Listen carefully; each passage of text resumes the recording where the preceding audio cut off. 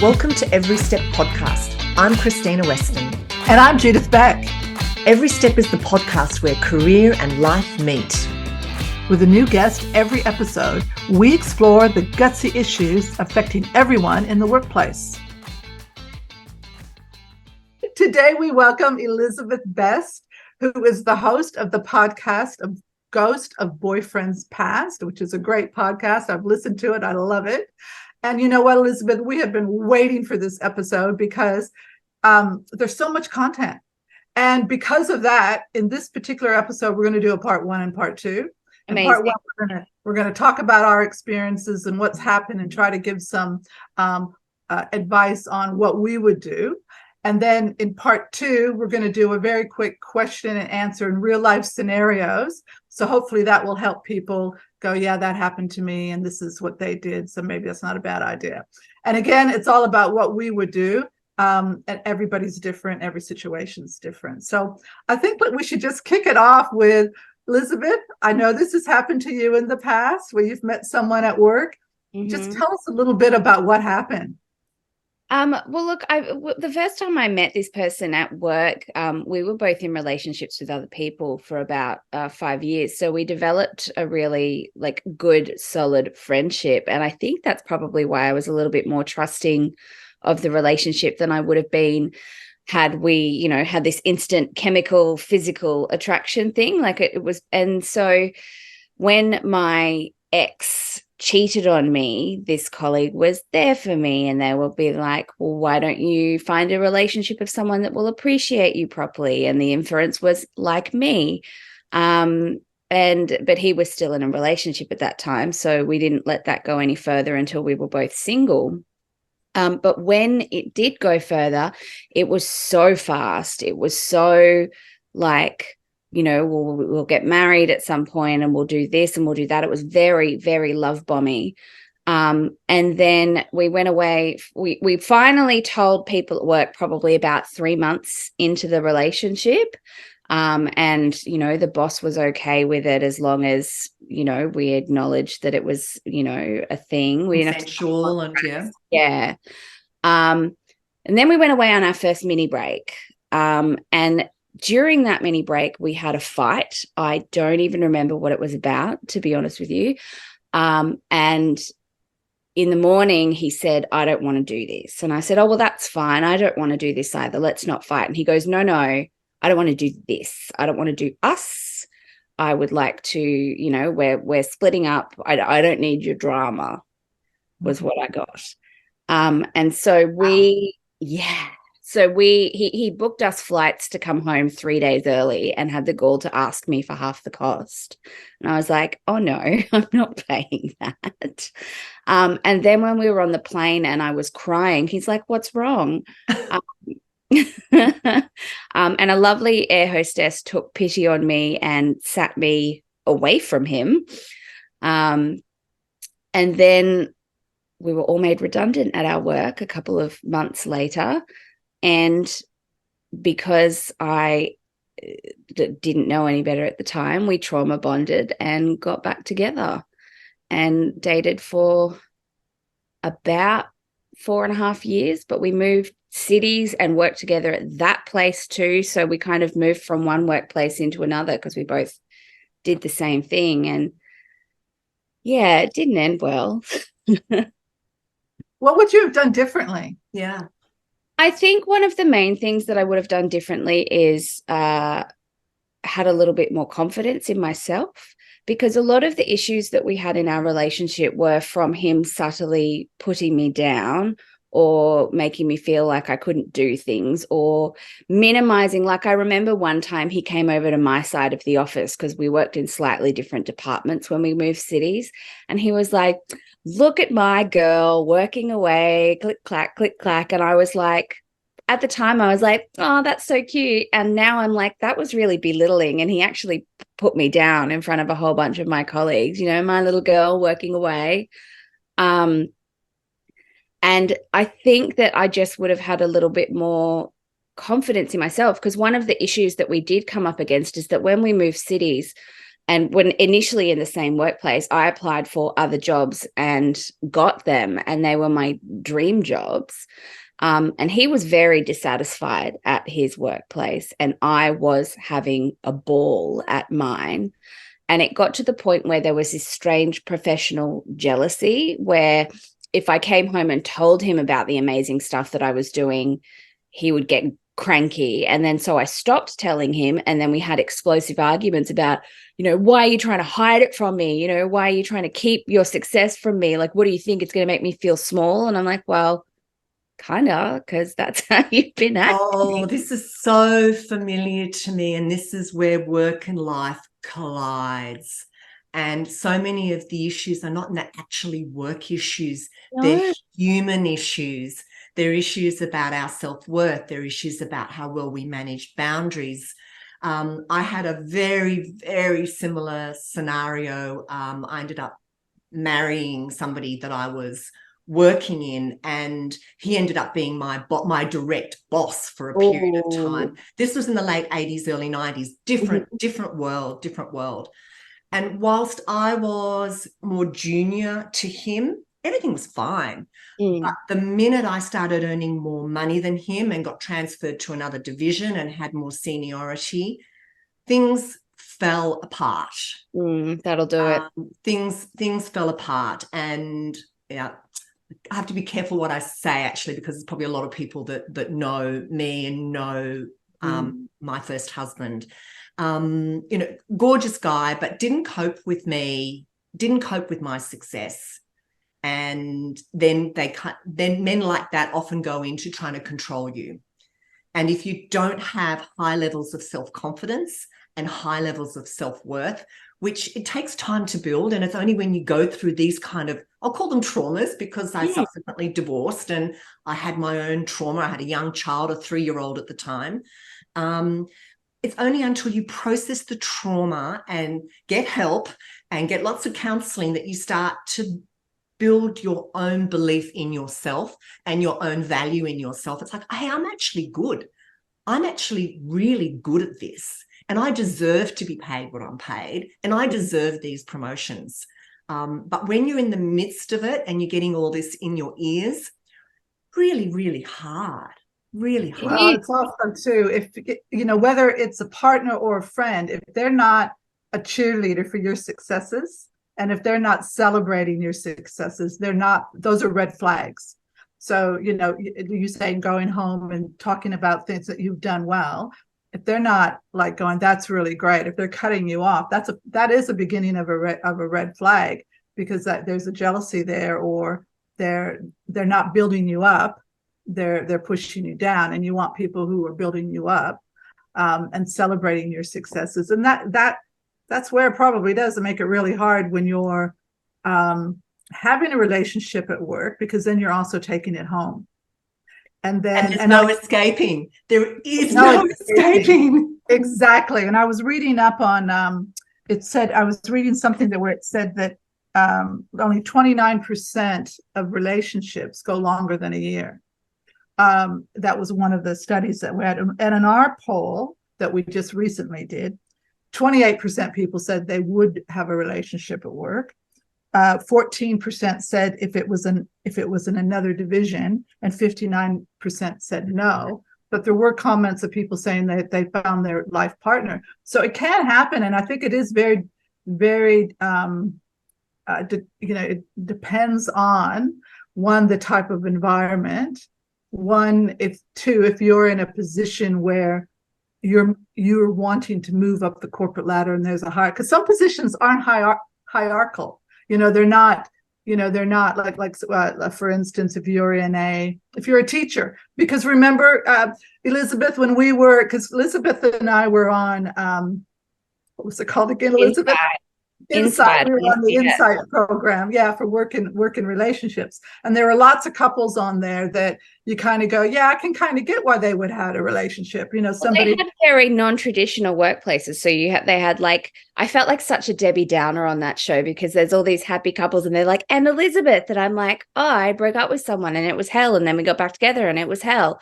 But they had like teachers and they had actors and they had sports referees. You know, there was one couple that were public servants, but 28 years ago. Yeah, exactly. Yeah, in a completely different time and different world. So it was interesting to see that the people who had successful relationships were from fairly non-traditional, non-corporate workplaces. Exactly. And then there was a couple that then ended up transferring after 3 months, which you kind of go, yeah, okay. If you are going to get a relationship with someone, one, you need to do it slowly, I think. Mm-hmm. You know, maybe have some coffees and see if there's anything. You got to find out if it's acceptable in your organization. Then I think what would have really helped probably a lot of people, probably Elizabeth would have helped you and Krystyna, if you would have had people who you could have spoke to, you know, like a mentor, someone who's gone through it, who you could have said, look, this is what's happening, this is what, and that would have maybe have helped. Well, I sort of did find that I had one, but a little bit too late, because we had always planned when we moved cities that we were going to move home eventually. And so he ended up finding a job at home before I did, but I was still in the middle of my dream jobs. But I also was like, long distance is too hard. I just want to move home, because when you're in your late 20s, early 30s, you're just like, well, I have to move for my man, or, you know, like it didn't seem as important as my feelings. But I remember one of my editors at the time, when I came to him and I said, look, I'm looking at moving to be with my partner.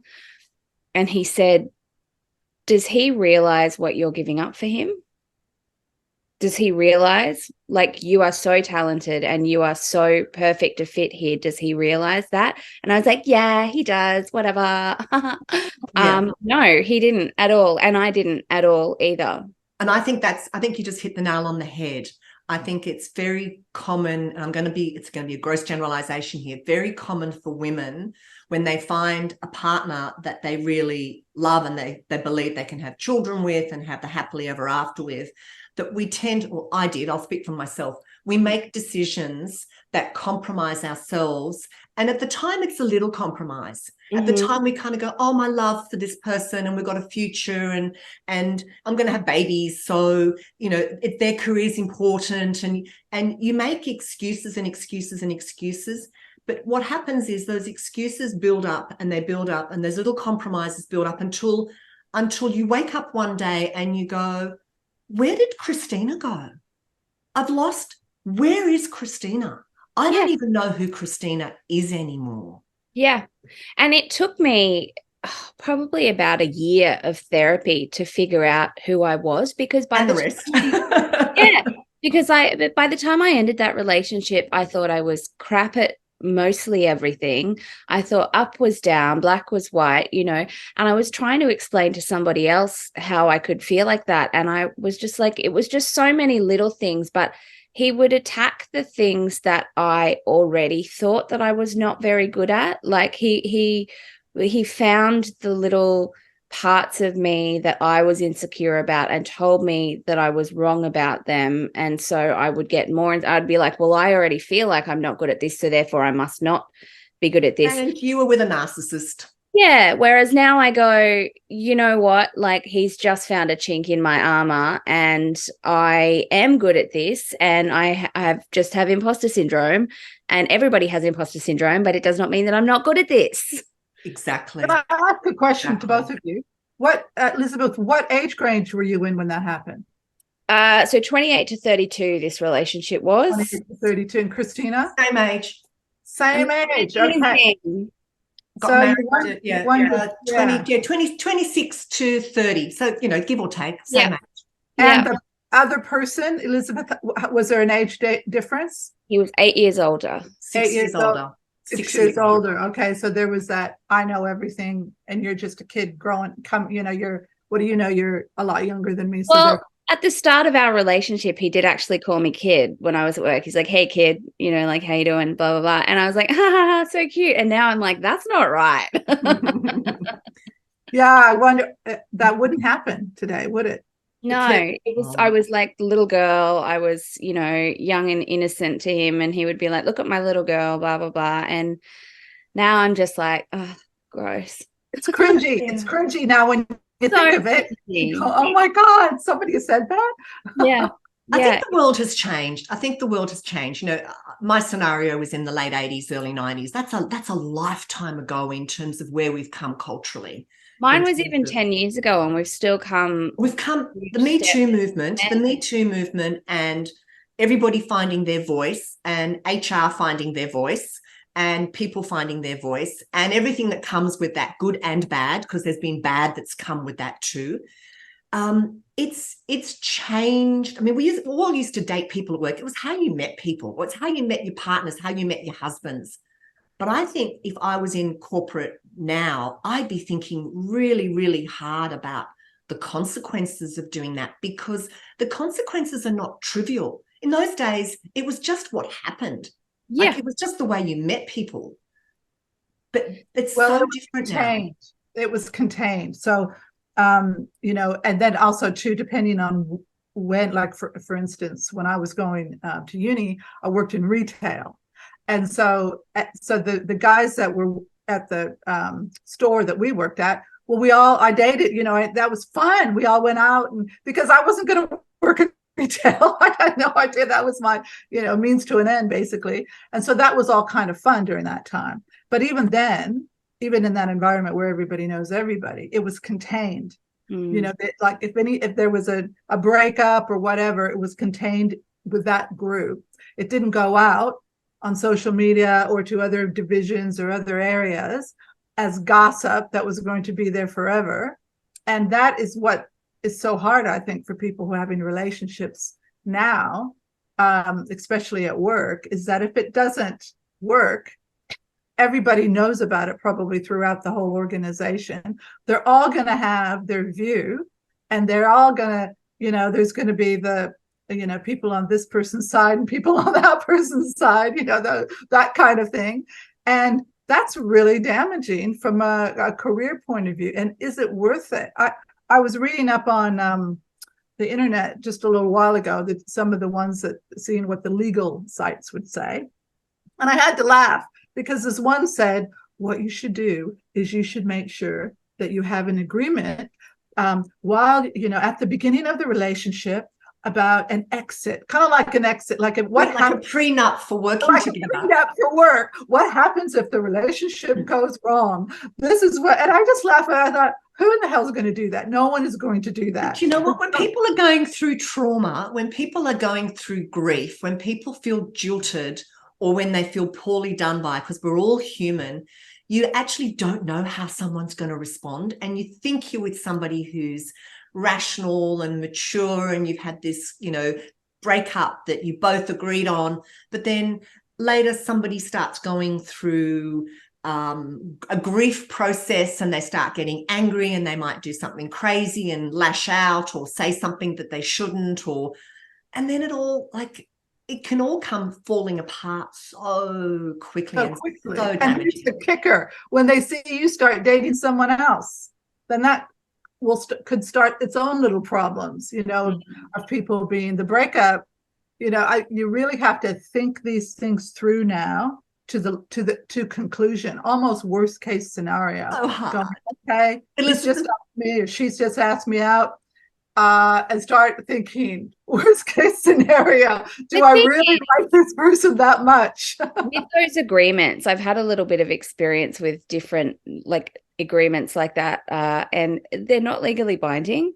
They basically can give a court an idea of what your intentions were, but in the end, that's only if you go to court. There's nothing about that agreement that is legally binding. Yeah, exactly. And who, let's just say you're looking at this agreement, and the agreement says, okay, because I'm in the more senior position, that means that I'll stay here, but you need to go. And I then, could be like, okay, I'll leave. Bye. Yeah, like that's going to happen. oh, Like, I like I just my don't job. think we're dealing with a pragmatic approach. It's just not going to. No. Humans are more complex than that. Yeah. And So time is it ever okay? Is it ever okay? Like what situations would warrant it okay? If you were in the corporate life today and that presented that with, is there ever a situation where you think, yeah, I'm going to risk it? Honestly, as much as I say absolutely not, I would never. If I felt it again, I probably would. But I would be more careful about it, about how I navigated it, about evaluating my career against a relationship rather than being like, well, I'm nearing 30 and that means I need to start considering my future and settling down and getting married. So therefore, stuff my career. I'm just going to do this and my career will get back on track later. I think I'd weight my career a lot more, a lot heavier if I did it again. Yeah. Yeah. And I think too, and what you've got about the benefit like of knowledge, you've got the benefit of the experience, and you've got the benefit of having a greater belief in yourself and a trust and a value of yourself. And I think the hard part is when you go into this at that time, often we don't have that belief in ourselves. And do you think that people who haven't gone through what you and I have gone through have that strong, like do you have to have gone through someone putting you down to find yourself again? No, I don't believe that's the case. It was just my journey. It was just my Achilles heel. I just hear this so often on our podcast, is that people don't realize their true value until somebody else has put it down. And only it seems to me, I keep getting all these stories on our podcast about all the, it's the narcissists that believe in themselves and everybody else who has to go through the trauma of someone else putting them down before they realize they're wrong. Well, the narcissists are still going through trauma. It's just how they deal with their trauma. Well, I think what happens too is people get angry if someone like puts them down and challenges their abilities. And so it's someone who is, they're probably humble and they're, like I always call the silent achievers. And then they get someone who actually says something to them. And then they finally get the courage or say something. No, I'm not taking that. That's not true. But they might let them knock them down one or two times before they get angry, because you kind of almost have to go, now that's it, I'm not taking this anymore. They've gone too far. I think some of it comes with maturity. I think the more mature we get, the more experienced we get, the more comfortable we are managing our boundaries and holding our boundaries. So somebody might say something to us once and we kind of brush it off, and they might say something to us again and we brush it off. And the third time around, we'll go, actually, not okay. And whereas when we're not so practiced at managing our boundaries, we let it go for way, way too long until we've lost ourselves or we've compromised ourselves to such a degree that it's like, well, like I said earlier, where's Krystyna? Yeah, I remember there was one specific thing that I remember that he said to me is when I was up visiting family in the city that I was going to move back to. And we were in a group of friends and we were just talking about what we were doing. And this guy said, well, I'm obviously going to have to go back and help Liz move because she's incapable of doing it by herself. And I didn't say anything. I just went, oh, okay. But inside I was furious because I'd moved house several times without him in my life, without anybody helping me. But at the time I'd had 3 or 4 years of basically those tiny little put downs. So when the big smash came and he said something to me in front of my friends, I didn't say anything about it because I was so far away from where I started. Yeah. And unfortunately that happens, and it happens to talented, successful, achieving women. Because often I'll speak for myself, I was in my early career, I was a bit of a superstar. I had a fast track, I was earning good money, I was doing really well, I was really well regarded, but I didn't have a lot of confidence around my ability to be loved and have a relationship. That was my Achilles heel. but I was damn good at my job and really well regarded. And that was just that was my weakness. That was my weakness. So it happens to very successful women.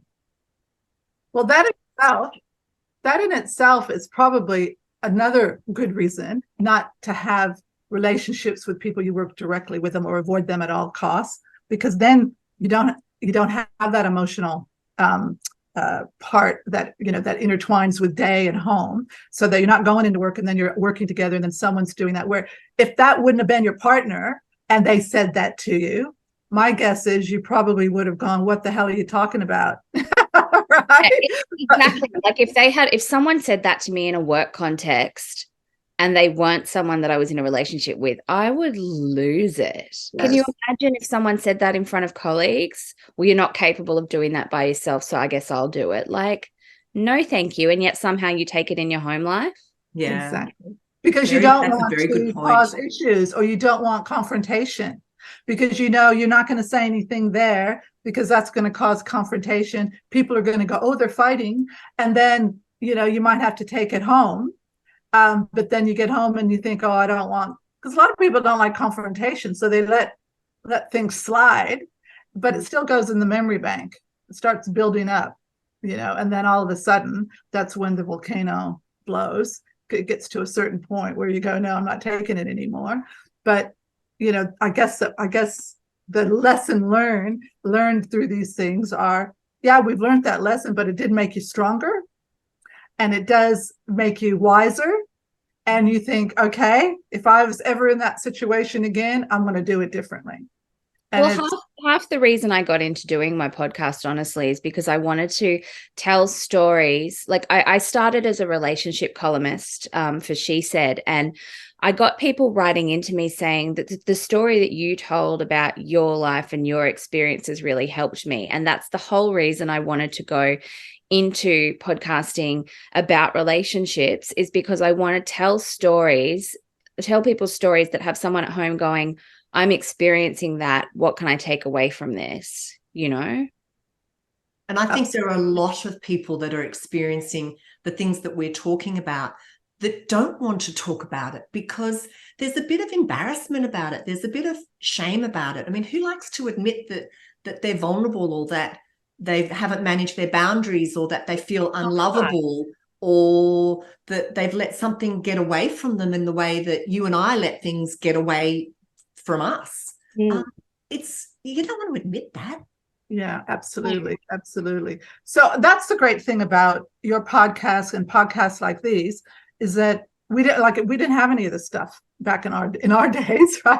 Back in our days. In our days, in the olden days, we had the wagon. But the thing is that this is great because people can listen to these and actually listen to real life situations that aren't manufactured, that are, people have gone through, and then see other people made mistakes, other people got through it. It wasn't the end of the world. They learned from it. They're better off now, those kind of things. And I guess from an audience point of view, if people are listening to us now, and they're thinking about getting into a relationship at work, as we pretty much almost said, just don't do it, run the other way. But if you are going to get into a relationship at work, then there's probably some practical things that you should do as you're entering into this relationship. So let's just quickly go around and talk about what it is. Krystyna, maybe 2 things that you would do. Elizabeth, 2 things, and then we'll go into our part 2. What would you suggest people do if they're going into a relationship with someone at work? Krystyna. On me? Oh, wow. What would I do now?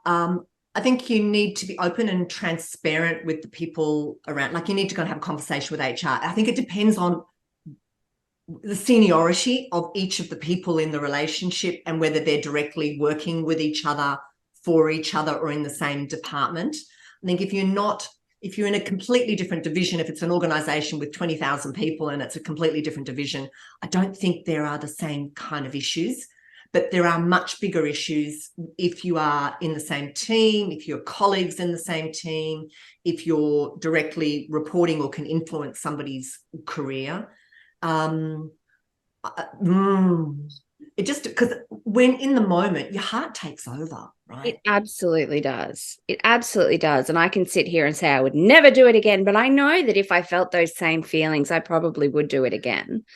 I think one of the things that I would do is, as I said earlier, weight my career a little bit more heavily in my thoughts. So I would potentially say, you know, yes, we can date, but if it starts affecting work, then no, kind of thing. I think I would have a lot more serious thoughts about the impact that it would have. If it was a job that I didn't care about, I probably wouldn't think much of it. But at the time, like, I really cared about the job that I gave up to move home to be with him. I really did. So I kind of look back as well, and I gave up a job to move interstate to follow what became my husband's career. And I kind of look back now and I go, well, I actually had an experience I wouldn't have otherwise had. Yeah. And whilst it was difficult and I took a bit of a backward step in my career, it actually in many ways rounded out my career. So on the one hand, like, you kind of say, well, I'm not going to take a backward step and I'm going to weight my career higher. But then sometimes the way the universe kind of throws things at you, they give you a whole other set of experiences that you wouldn't have otherwise had, that then take you on the next step of your journey, that allow you to be an amazing relationship podcaster that you wouldn't have otherwise had if you hadn't had that bad experience. My problem was that I followed him for his job and ended up in the job of my dreams. And then instead of listening to the universe, I followed him home instead of staying in the dream career. So, I mean, that dream career did open a lot of extra doors for me at the time when I came home. I kind of had a little bit more to pick from. But yeah, gosh, the universe tried to tell me something and I ignored it twice. And I think that's the message. The message is listen to your inner voice. Yes. Yeah, exactly right. And I mean, look, every disaster I've ever had in my life resulted in something better. When I look back and I go, if that wouldn't have happened, I wouldn't have had, this wouldn't have happened. If that wouldn't happen, that wouldn't have happened. And it always ended up in a better place. At the time, you know, you're like devastated and miserable and you can't believe it's happened to you. But then you look back and you go, oh yeah, that maybe was the universe talking to you. The universe might have been saying to you, don't go back, because there's going to be a little bit of pain for a lot of gain. Exactly. It was one of those things where my gut told me to not go, but I still went, which going down that track, which might have been the silver lining that took you somewhere else. It did. It's hard to know. It's the sliding doors, isn't it? Made this whole podcasting journey that I've had happen, you know, and it's probably been one of the best. It was a gift. Yeah. It was a gift. Yeah. He gave me anything, but in this case, the experience gave me great material. It's good material. We're crap at giving advice, Judith. I'm sorry. On this issue, we're crap at giving advice because I think we can intellectualize advice and we can process advice, but the heart is the heart and the heart does what the heart does. And look, the main thing is that if you're going to go down that track, there are a couple practical things that you do need to do when you're working in an organization. One is find out what the rules of engagement are with your current organization, because some companies do have rules for people not dating at work. So find out what those rules of engagement are. And it may be you need to let HR know, or you need to let your boss know, and let them know that you're in a relationship. Once you've decided that you are definitely in a relationship, don't bring the relationship to work. When you're at work, you're working. It's professional. You don't call your pet names, do those things. And, you know, don't make it obvious from that point. Don't go to lunch for 2 hours together, those kind of things.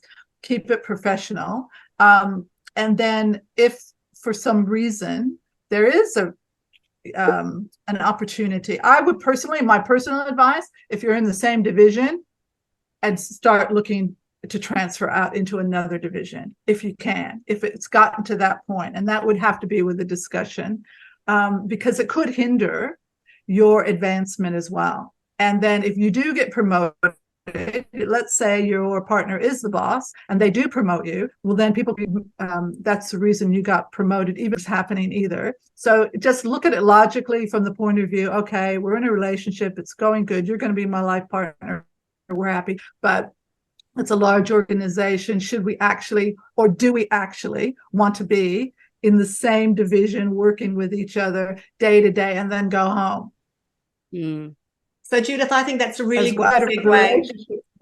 I think that's a really good segue to, it seemed like a good idea at the time. So everybody, that's the end of part 1. Please stay tuned to part 2, where we go through some Q&A and work through some real life examples. For more information about Every Step and our guests, head to everysteppodcast.com. To be notified of new podcasts, please subscribe via your favourite listening platform. And of course, follow us on social media and direct message us to share your ideas about guests or topics.